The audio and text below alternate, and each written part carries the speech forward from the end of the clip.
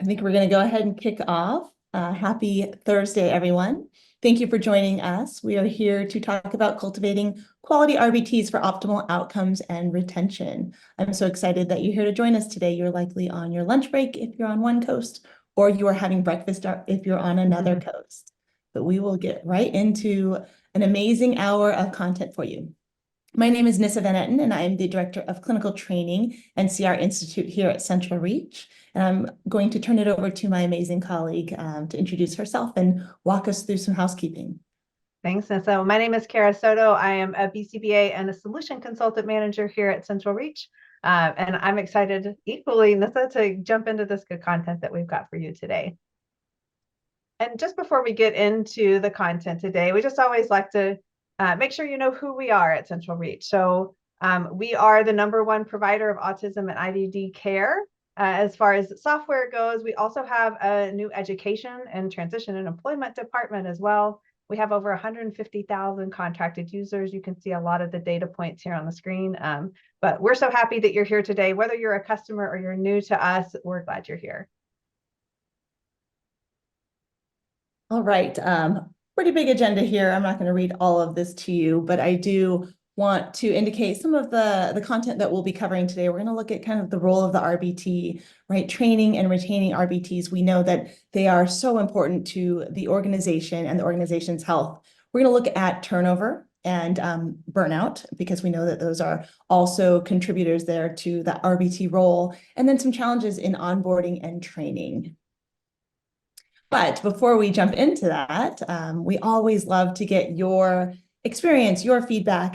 If you would please, you can use the QR code there or join us at menti.com and let us know who you are. What is your role in your organization, right? If you join us at menti.com, you'll want to enter the numbers at the top there. That's 734-10845.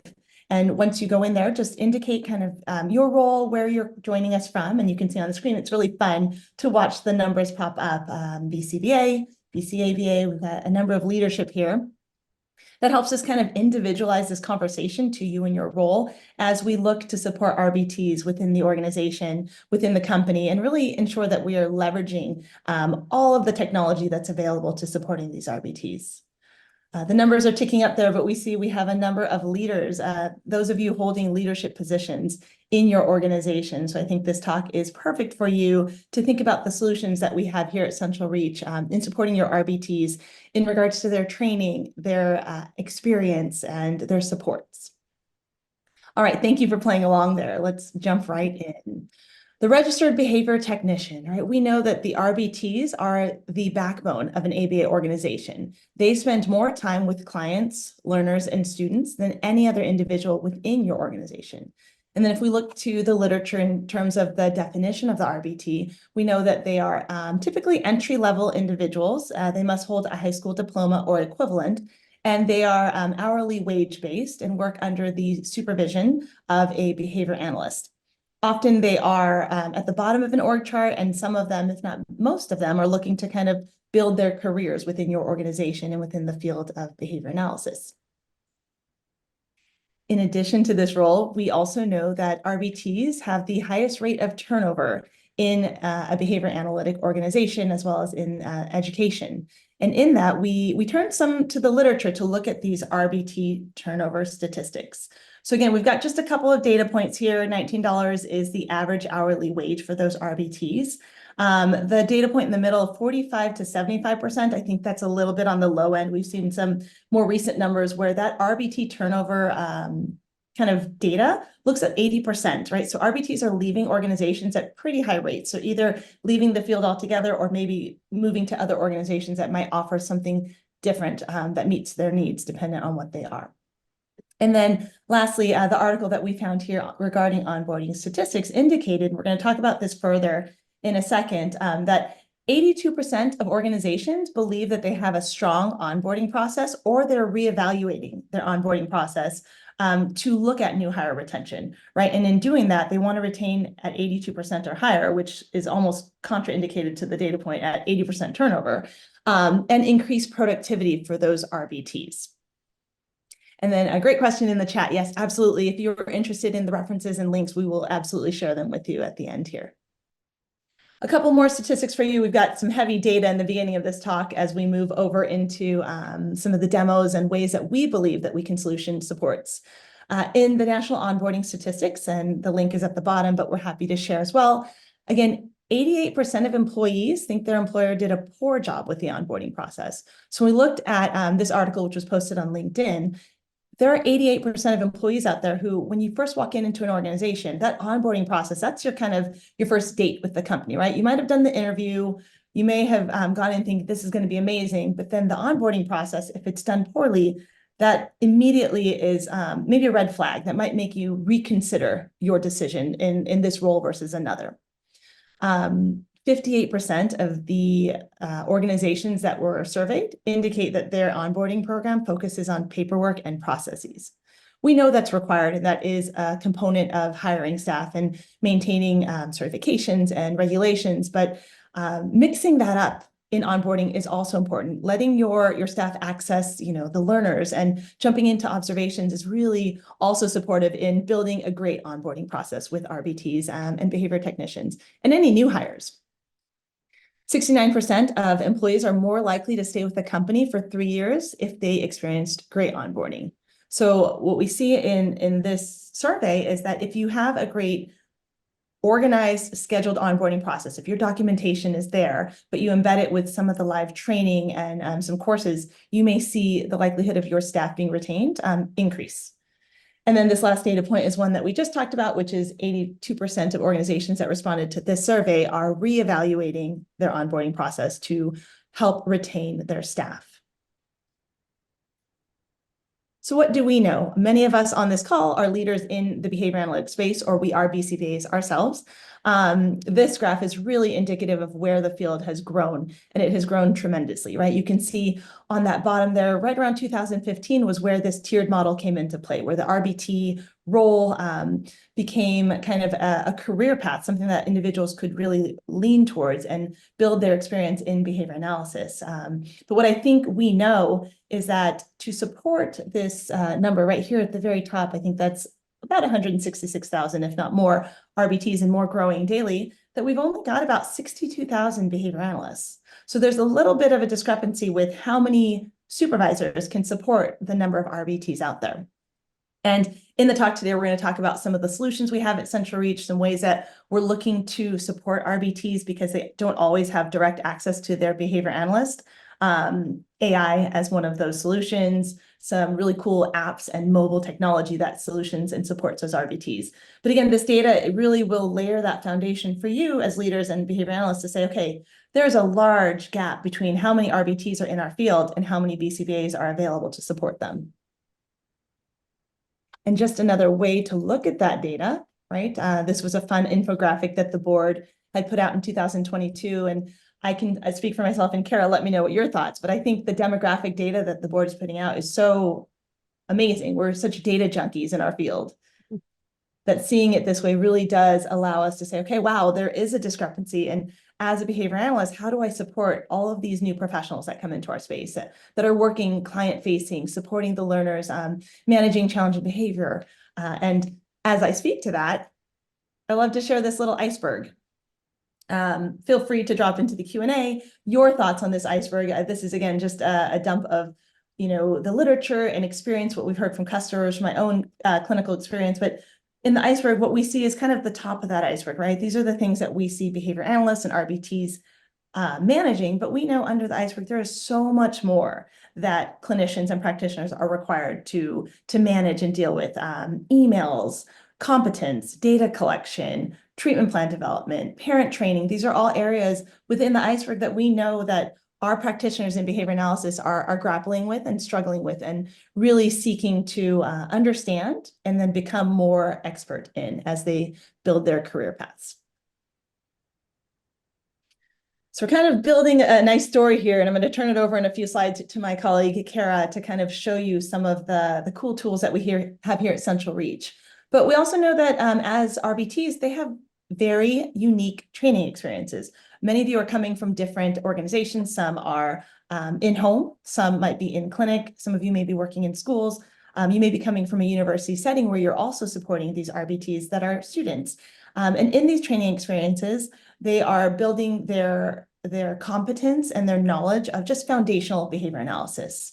So one of the products that we are so proud to talk about, one of the ways that we are solutioning and supporting RBTs is the RBT 40-hour learning path. This is a course that's available in CR Institute.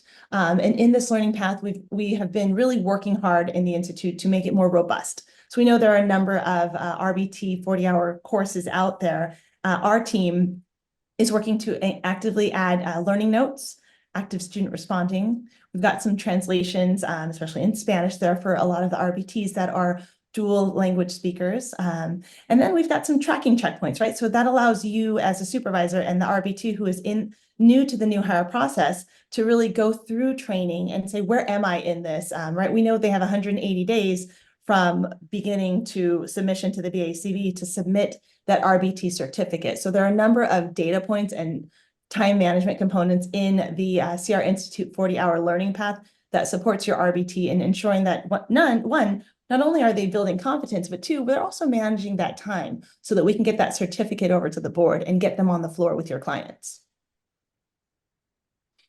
As we look to RBT training, we also know that there are a number of barriers, and this is going to move us right into our burnout conversation.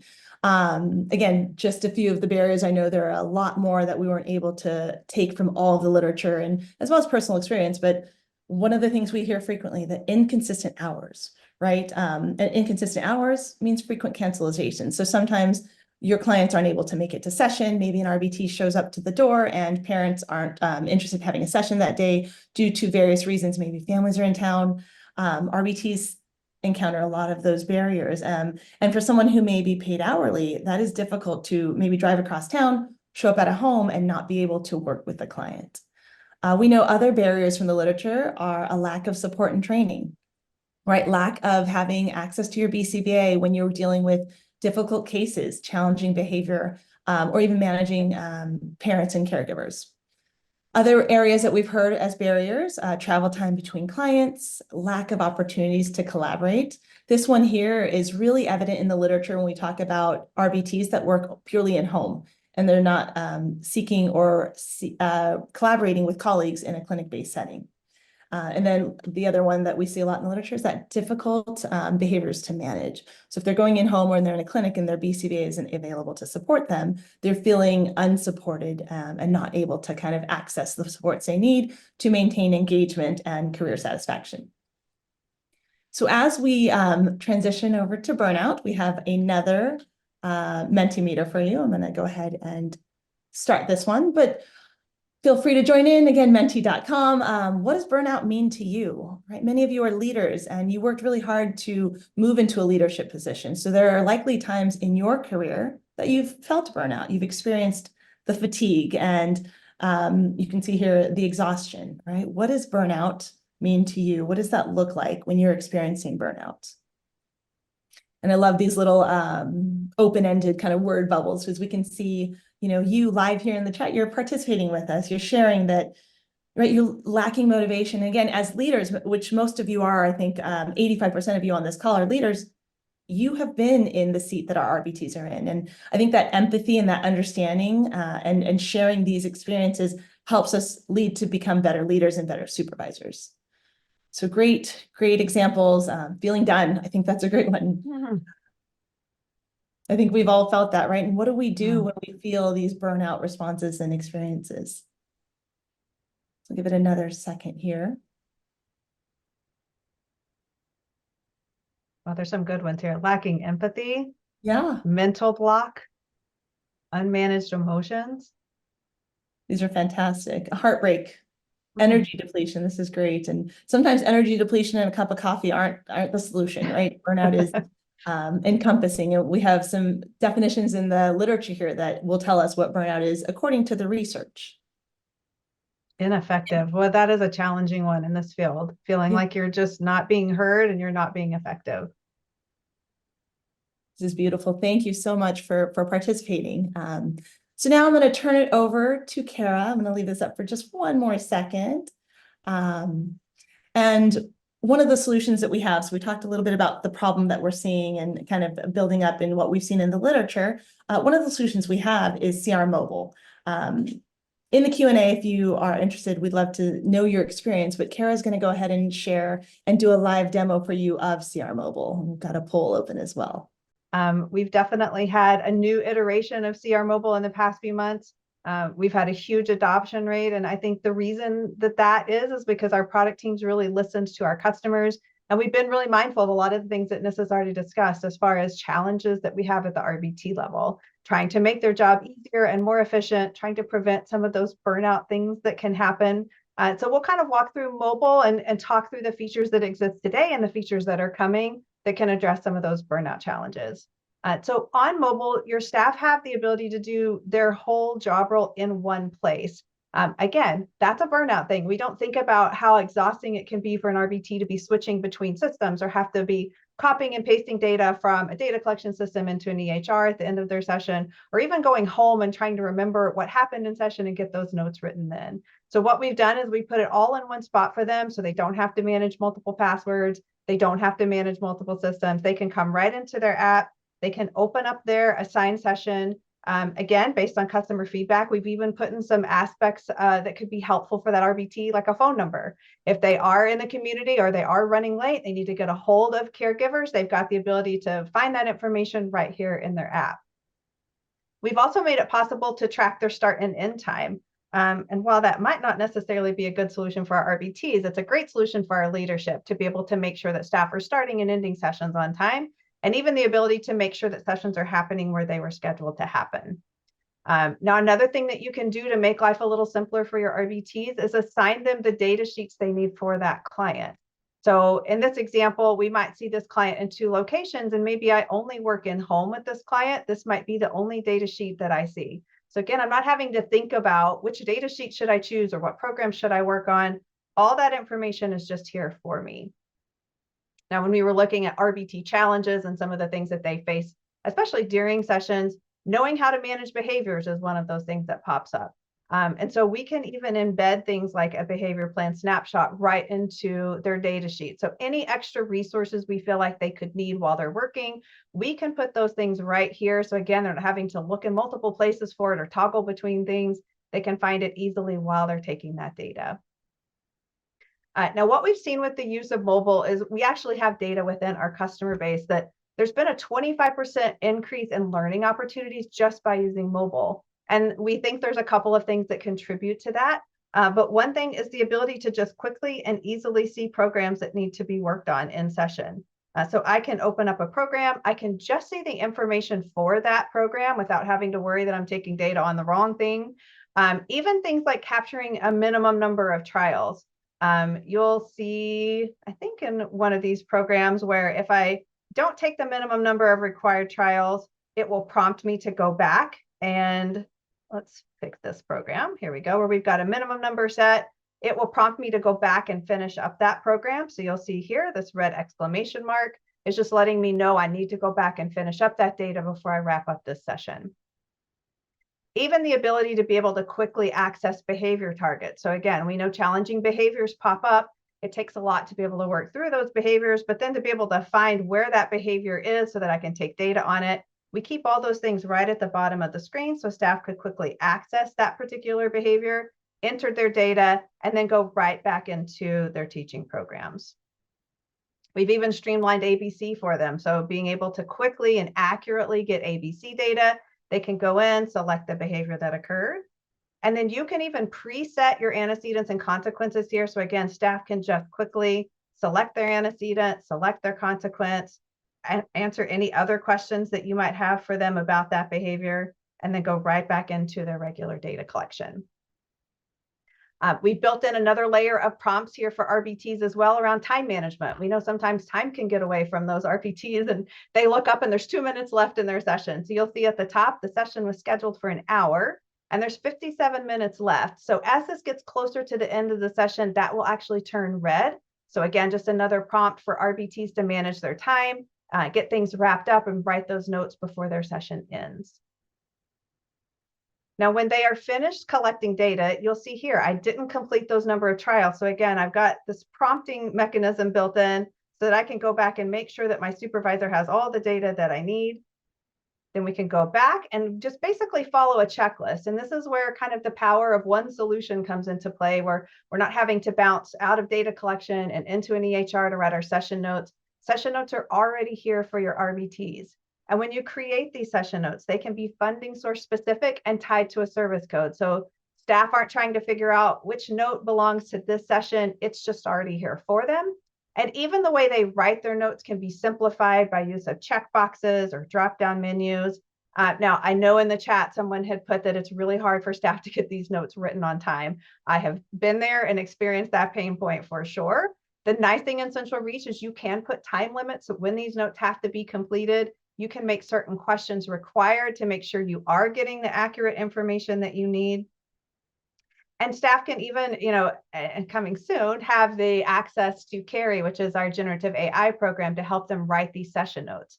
So there will be the ability to generate a session summary for them written by AI, so they don't have to take the time to do it. Of course, they can go back in and make edits to those. These can even be reviewed by supervisors. But again, saving some of that time at the end of session where they're not having to take 15 minutes to write out narrative, that can be done for them. Now, of course, on this checklist, if we needed to get signatures, you've got the ability to do that as well. So again, they're just going right down the list of things they need to do. They can literally hand the device over to mom or to dad. They can sign off. We even have built in a supervisor signature feature so that if these notes need to be reviewed by the supervisor, it can be automatically sent to that supervisor inbox at the end of session. So supervisors can read and review and even sign off if they need to. Again, kind of streamlining this process. So our product team just continues to take these recommendations from our customers, adding in features that we feel like would make it easier for RBTs to get their job done. Again, helping to reduce burnout, helping to make very clear what our expectations are of their job so that they're not wondering, am I doing this right or am I doing this wrong? All right, we had some great questions in the chat. I do want to answer one of them live. What is considered a strong onboarding process? I think that is a fantastic question. I think it is often organization specific. In my previous life as a director of an organization, one of the things that we did is we spent a lot of time in RBT onboarding, layering out the first 2 weeks of their experience. So again, building an onboarding process that said, hey, day one, we know there's going to be documentation and paperwork, and that's not fun. So 2 hours of it will be kind of in vivo with a trainer walking you through documentation, starting your RBT kind of application, right? Obviously, we don't need that till the end of the 180 days, but that's the first step, is let's make sure that we get you RBT prepped to sit with that BACB. And then it was a mix of hands-on and didactic training, and using a training program like CentralReach Institute's 40 hours and programming in, 6 hours of asynchronous courses, 2 hours of live on the floor. Tomorrow, 4 hours of live on the floor. Finish your day with 4 hours of asynchronous courses. So again, it really depends on your organization structure, but I think in our field specifically, and having kind of played this role, a strong onboarding allows your technicians to not only interface with the training to build their competence, but also to get out there and see why they chose this role, right? And many of them are here to work with the individuals. A lot of us are here because we love the clients, the children, the adults that we get to work with. So the longer we make them go through kind of asynchronous courses and documentation, the more we delay their access to what might be reinforcing their desire to come into the space. That's my recommendation. I think that there are many out there, but I think a strong onboarding is a combination of paperwork, asynchronous training, and then didactic live training, or kind of hands-on role play training. All right, so we've done a great demo of CR Mobile. Thank you so much, Cara. One of the things I did want to show, again, we're going to be talking a bit about AI and how it's being infused here at CentralReach with our product called Carrie. The way Carrie would look in mobile for any of your RBTs when they're working with the learner is it would pop up in that CR Mobile app. And Carrie's always this little button on the bottom right where they just click Carrie. And I will say that we've heard from a lot of customers and a couple of case studies where in the session, right, in the moment, if they had a question about, you can see here, what is the difference between a full physical prompt and a partial physical? In the moment, they can't go onto their web browser, Google, and they may go to Google, but we would prefer they would use Carrie because Carrie is trained from the 40-hour course and other behavior analytic content. So we've sourced it and trained it, and it provides the best answer that it can source from that 40-hour course in the CR Institute. Carrie with CR Mobile is going to be one of the ways that we believe we can support RBTs on the floor and build their efficiencies to have the answers right at their fingertips when they're looking for solutions. Okay, so one of the papers that we looked at, and I think many of us know this paper, we talked about burnout, we talked about what we feel when we experience burnout, but Sloviak and DeLongchamp in 2021 polled a number of behavior analysts and looked at self-care strategies, right? Ways to maintain passion in the field that we're working in. So in this research study that Sloviak and DeLongchamp indicated, 48% of those that were polled indicated that they were unsatisfied with their current work conditions. And then less than 45% reported receiving daily, weekly, or biweekly supervision from a BCBA. So again, these RBTs were reporting that they were receiving less than 45%. Now, I, as a clinician myself who's still overseeing a case, there are times when I can just feel in the moment, I can see it in my RBTs that I might need to support one more than the other, dependent on what that client is doing. If I have a client engaging in higher rates of challenging behavior, I have that urge to maybe schedule myself a little bit more frequently, make sure, you know, sometimes I may over supervise because I want to make sure that I'm there to, one, prevent and mitigate burnout, but two, to support and solution with my RBT. In this same survey, 72% reported medium to high levels of burnout, right? So when the survey was sent out to these practitioners, a lot of them were kind of in that, I'm feeling burnout, I'm starting to get there. And what are some of the contributors to burnout? Well, we can see that the percentage of supervision might be one. They're unsatisfied with their work conditions. And how are we going to solution that? What are we going to do to solve that problem? 62% were unsatisfied with their current salary or their hourly wage. And then in addition to all of these data points, 66% were currently working under a BCBA, which is great. We know that is a requirement. And then 45% received distance supervision. So they did see a BCBA, perhaps not in person and on the floor, but definitely were accessing a supervisor. So burnout, a number of articles recently in our field, and then we look to other literature, so nursing, oncology, literature in social work. They have a number of definitions for burnout and what those conditions look like. So we're going to dive a little bit into that. What is burnout? It is exhaustion and disengagement. I think we saw that in some of the terms that you put in, right? That's exhaustion is a term, we feel it.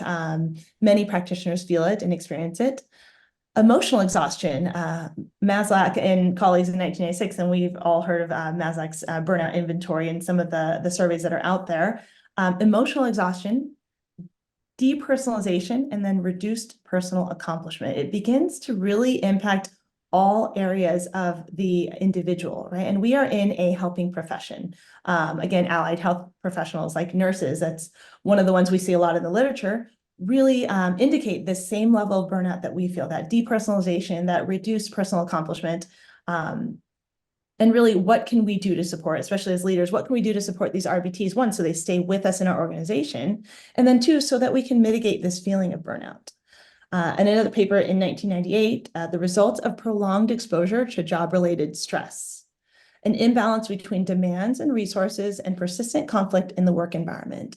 So this one is a lot to unpack, and while it is decades old, I think it's still consistent with what we can say we see today in burnout, right? If other terms might be the hits keep on coming, or I haven't accessed reinforcement in a long period of time. But really, it's that result of really prolonged exposure to job-related stress and an imbalance of resources and reinforcement in the workplace. And then lastly, unrealistic expectations, client engagement and challenging behavior, lack of support, and wages.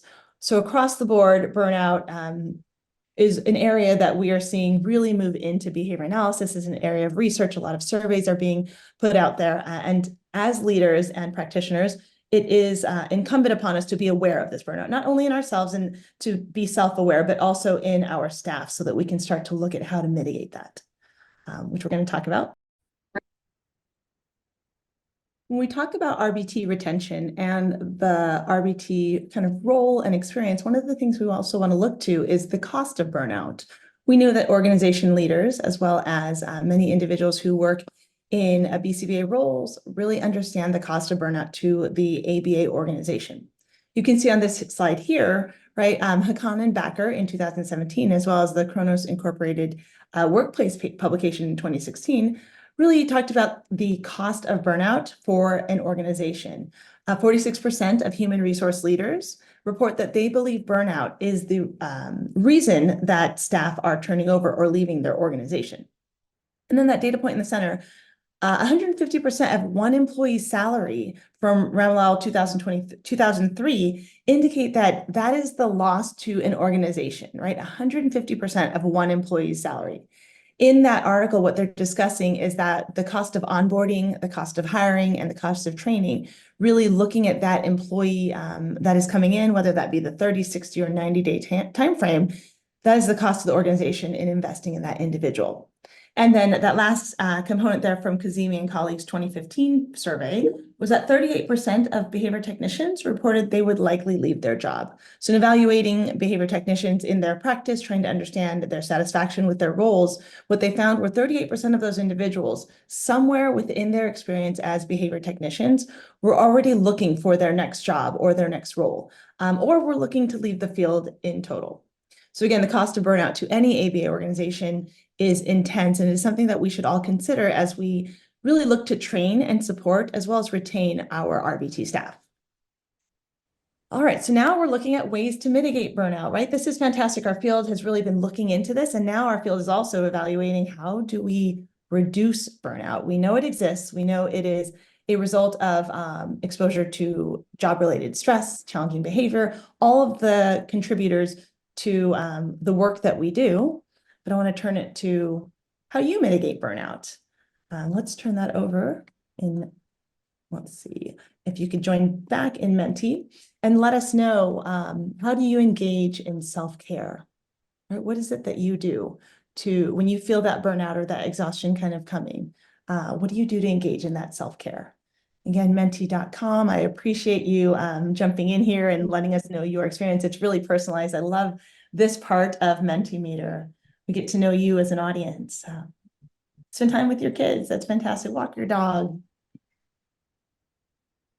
Back off of work, right? That's, if we know the direct correlation is job-related stress, maybe we need to take a break, take a day off, take some time for ourselves. Music, reading. Cara, what do you do when you feel burnout coming? I am a runner. Running is my go-to, but I'm also a stress baker. So I also bake when I get stressed, which is a way for me to back off of work and do something that I enjoy. I love that. I would proclaim myself as a runner. I am not a great runner, but I do run. So I love that as well. When I feel it coming in, again, we can talk about burnout, physically and how that resonates with us. I know I feel it almost as this like big bubble coming, and I just need to, so I go out for a run immediately and just kind of take my mind off of that. Someone wrote powerlifting. That's what my other favorite activity. I love it. Thank you so much for sharing ways that you engage in self-care. And, one of the things we want to recommend for your behavior technicians, and maybe your organization is doing this, but find a way to almost program in, self-care or support to the staff. I know organizations out there are really working to lean into that and say, hey, we know that this is a very difficult job. We are programming in, a half day Friday, and we'll do half day working with clients, and the other half day will be training and pizza coming into the clinic. I've seen that in a lot of the organizations that I've worked with as well. All right, so how do we mitigate burnout? What is the literature telling us? Antecedent strategies are best, right? Being aware that burnout exists as leaders, you in your organization likely get to articulate and plan for what your RBT's experiences and your BCBA's experiences are. But some of the literature tells us that mentorship, staff training, and professional development are antecedent strategies to mitigating burnout. We also see that social support, access to colleagues and supervisors, right? Plan to View and colleagues. This is a really well-known paper that talks about burnout and mitigation of burnout. They talk about offering social support. So maybe every quarter having one night where everyone gets together and has pizza or goes out to dinner. And then I talked about that for those of you that have only in-home services, right? That finding a way for your in-home staff to be able to access colleagues and some of that support. And then one of the ones that we know is a cornerstone to the work that we do. That's that frequent and ongoing supervision, ensuring that we are available as often as possible to those staff. And I think we're going to talk about that with Carrie in a second here. And I know we've got some questions in the chat with Carrie. Social support, what is that defined as when we think about Plan to View's paper? Plan to View and colleagues indicate that social support influences job satisfaction. It also influences burnout, right? So if you love your coworkers, you're more likely to stay longer at an organization purely on the fact that you love your coworkers and you're looking forward to seeing them, communicating with them, sharing stories with them. In the paper, they indicated a 1 unit increment. So they were surveying and collecting data on their staff in terms of units of social support, increased job satisfaction by 49% and reduced burnout by 65%. So, I highlighted this as one of the great ways to think about as you're building your training and onboarding and then ongoing training. What are ways that we can get our teams together to collaborate, to support each other? Maybe you've got 2 RBTs to 1 case that might have a learner with difficult or challenging behavior. Maybe we get them together just once a quarter just to chat about how they're supporting that client and have some team meetings there. And then Plan to View also very clearly laid out what social support is. So we looked at what it how it supports and reduces burnout, but what it is it is several team members, so a number of individuals maybe working on a case or with a client or within a location, certified professionals, frequent and positive social interactions amongst these team members, and then frequent and relevant staff training opportunities. So again, layering in that support, training, and building competency for your staff. So we've really laid out a nice kind of what we've seen in the literature and in the space on what RBTs are experiencing and how we really not only train them to become quality RBTs, but retain these RBTs. And at CentralReach here, like Cara mentioned, we really do listen to our customers and the field in understanding how do we support you as you support your teams and your clients for those optimal outcomes. And we know that technology is a huge component of that. We can use our learning management systems, we can use our apps and our data to really drive the supports to those RBTs and ensure not only that they're satisfied in the field of behavior analysis, but they want to stay within your organization because you are thinking about them and taking into account their role. So our solution is CR Institute, and I'm going to turn it to Cara so she can do a little demo of what CR Institute looks like. Thanks, Nissa. I know as we've been talking a lot about onboarding and how that plays into burnout and retaining our RBTs. And even some of you said onboarding could be a little better. So let's talk about what that could look like in CR Institute. On this administrator view, I'm going to show you a few things that you have access to here. And one thing I love about the Institute is you have so much data on how your learner is doing, not just if they've started or completed a course. So when you go into a learner's profile, one of your staff members, you've got the ability to really dive deep into how they're doing in the courses you've assigned to them. So you can see courses that have been assigned and whether they have started or completed those courses. And again, another attribute that I love here is you can dive deep into the quizzes they're taking within those courses. You can see how many times it's taken them to pass it. You can even see which questions they're missing. So we can get in there, especially in those first 30 days, and really tailor our support and supervision to those new RBTs, find out where they're struggling, where we can help them a bit more. Even, is this person going to be a good fit for our organization? If it's taking them, too many times to pass quizzes, or they're just skipping through them really quickly, they might not be a good fit. You've even got access to how much time they're spending in their courses. So again, if you're paying them for that training time, this is really important. But are they spending the appropriate amount of time in the courses? Are they getting them done on time? Are you already having to step in and be a little more heavy-handed and getting them to finish the courses that you have assigned to them? We even give you a list of transcript, like the transcript from all the courses that they've taken. So you can kind of monitor over time, what courses have they taken, which ones are they missing, which ones maybe do we need to review at the end of a period.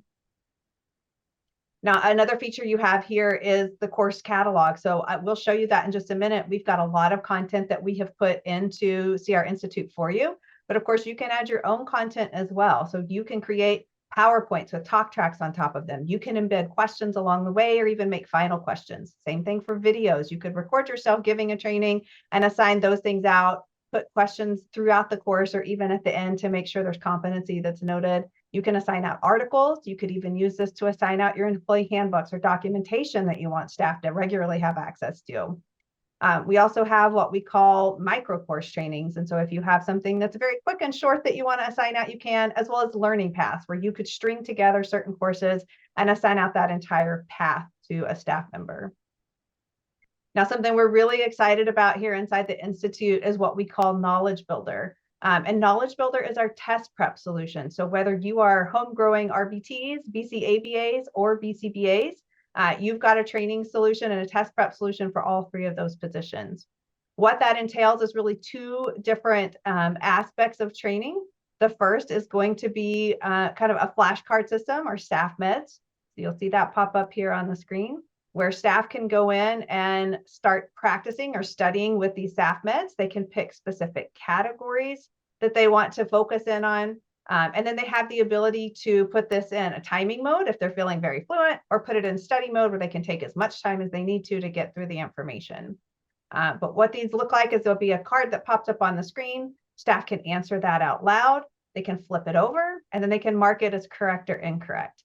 Once they go through that entire deck, they'll be able to see how they did, as well as access a chart to kind of chart progress over time. Now, these charts can be shared with supervisors. And then again, once they're feeling ready, they can pop into a mock exam. Now, the mock exam is set up just like regular exams, but you do have the ability to change how many questions you're answering at a certain time, or how much time you need to spend in case you don't have 4 hours to take a whole practice test. And then inside the exam, it's set up just like the real exam. So you'll see there is a question on the screen. There's multiple choices listed. You can go in and answer your questions. And then along the bottom, you'll see you can go back to a previous question. You can flag questions or move on to the next one. So I'm just going to do some really good guessing right here. We'll see how well I guess in just a minute.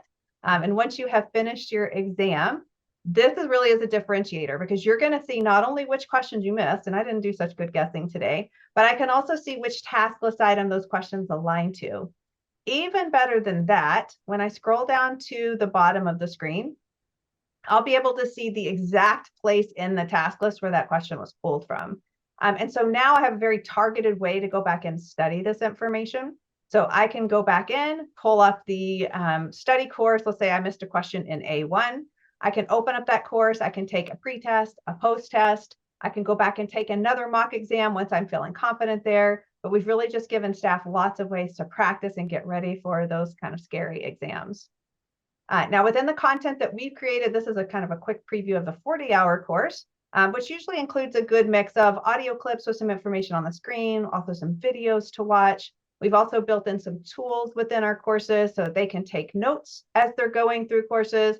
They also can utilize what we call Quiz Builder, which will take any questions they've missed along the way and kind of recycle those into a personalized quiz to help get them to fluency at the end of that course. Now, as I mentioned earlier, there is a course catalog that you will have access to. We've got lots of trainings that we've put into the Institute to help you with onboarding. So some regulatory trainings like HIPAA and mandated reporting, bloodborne pathogens, all the fun ones are here. We've also got some just general staff trainings that are included as well. You're seeing the 40-hour course right now broken into 40 modules. So if you have someone who is already certified as an RBT, but maybe you see they're struggling with a particular concept or course, you can just assign out that one course to them as part of a kind of a refresher. And for BCBAs, we didn't forget you. There's over 250 CEUs included.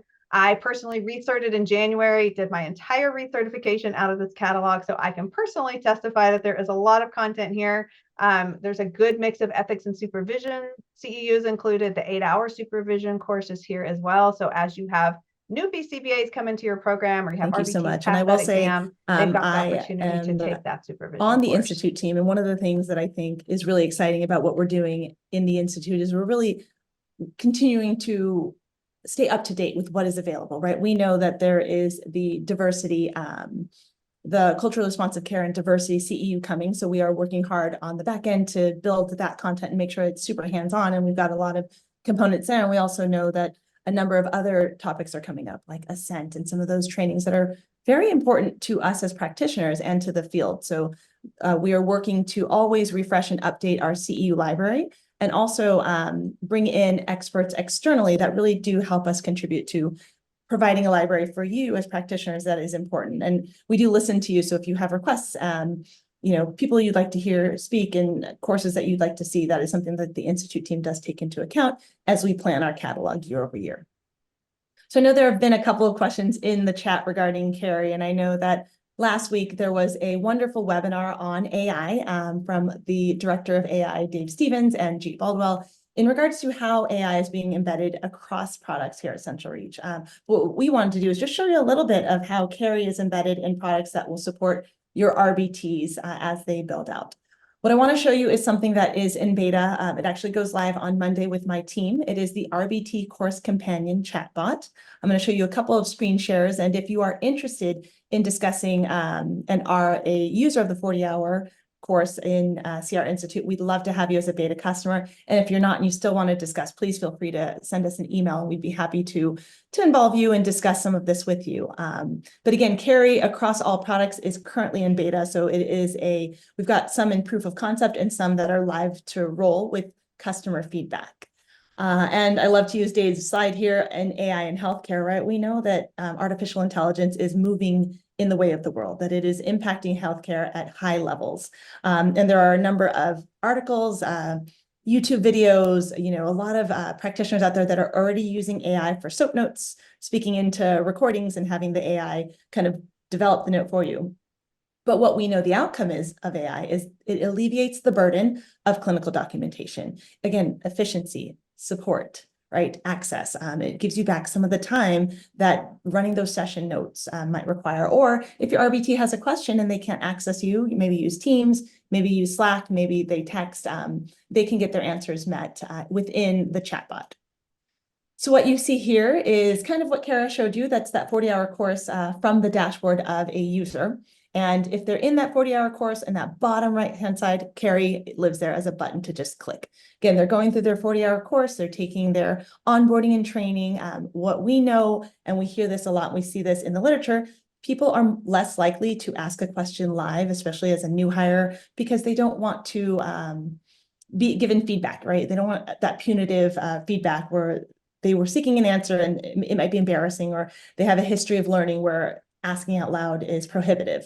Carrie is a very gentle leader and expert to support them, right? This bot has been trained by the team with content from CR Institute. So if they click on Carrie, they're looking at discontinuous data collection. On the screen on the right-hand side here, they might be asking, what does validity matter? Right? They may ask a question that they're looking to clarify within the course, and you can see the answer that Carrie provides. Validity is an important concept, so on and so forth.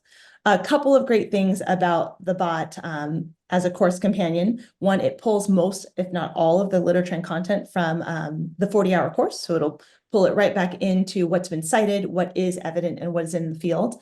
And then the transcripts are available to supervisors. So in case conceptualization, we've seen supervising BCBAs review the transcripts and say, oh, I might need to jump in with this RBT and have a deeper conversation about X, Y, or Z. So it's a little bit of a, I want to quote, treatment plan for your RBTs, because you can read those transcripts and understand what your RBTs might need support in further.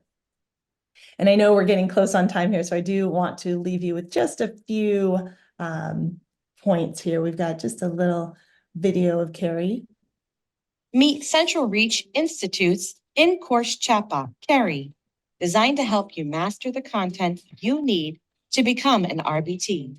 Studies show that chatbots can increase learner engagement. Carrie is designed to answer your questions, provide practice scenarios, and navigate the course platform with ease. As a specially trained chatbot, Carrie is designed to help you master the content you need to become an RBT. Carrie can provide personalized answers to your ABA questions, help you identify areas where you need more practice, and provide real-time support without ever leaving the course. To master the content you need to become an RBT, look no further than Carrie, always available at the bottom of your course page. With Carrie, CentralReach is here to help you every step of the way. I love the little head nod in these beyond images. So again, Carrie is launching in beta on Monday, right? We're really interested to see those RBTs that are in the course bot. What are the questions they ask? What clarifying information do they need that might be a gap in their learning from asynchronous coursework? In terms of other AI products, we do have CR Essentials, which has the session notes AI embedded in there. And that is also live. And then CR Mobile session summaries will be available in beta in April, mid-April. We're already in April, but it's coming. So we've got a lot on the pipeline. We are running beta purely for customer feedback, right? We need feedback from you and your teams on the floor to continue to work to iterate a lot of these AI tools to support clinicians, make sure that we're listening to the RBTs and finding ways to support them. Lastly, I want to leave you as we think about RBTs and retention and support. We talked a lot about our solutions in-house. One of the things that we also consider is career paths and employee retention. When our RBTs come in, they're behavior technicians, right? They may just be dipping their toe in the water in the field.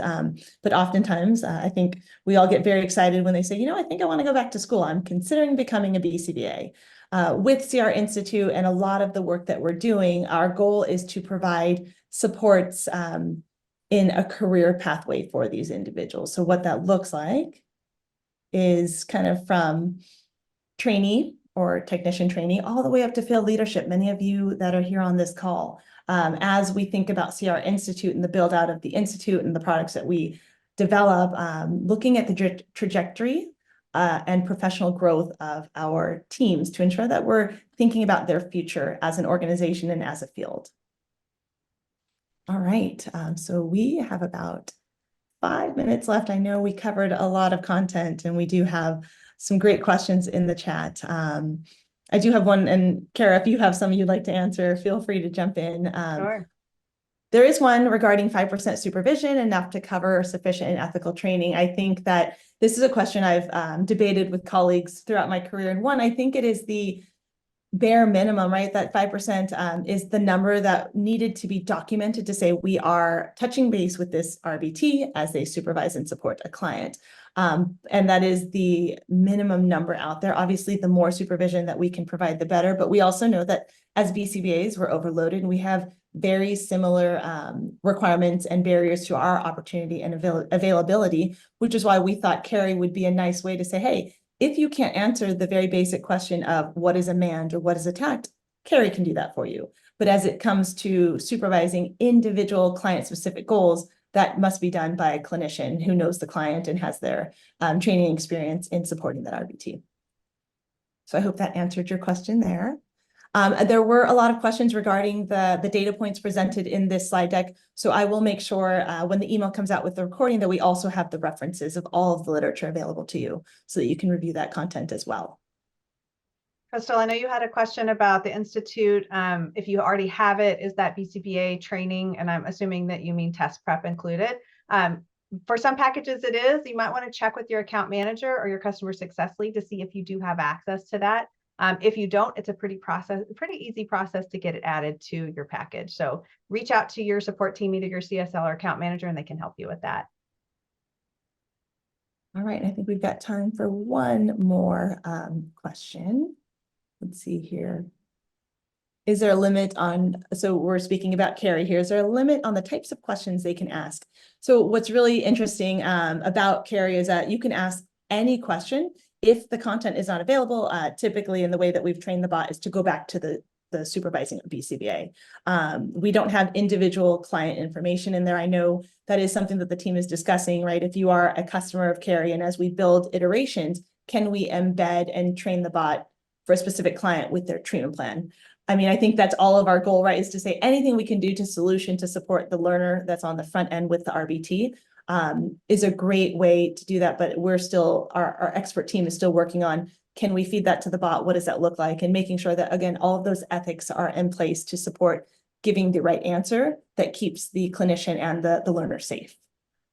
So great questions. I think we are all right here at the forefront of some major shifts in our field, and we're all very excited to be a part of it. And again, as customers and as individuals who are facing and supporting clients and RBTs, we would love to hear from you in regards to your feedback and your thoughts. So thank you so much for joining us today. We really enjoyed this conversation. Cara, this was fantastic. Yes, thank you, Nissa. It's great information that you shared. I hope that you all have a great Thursday, and we'll talk to you soon.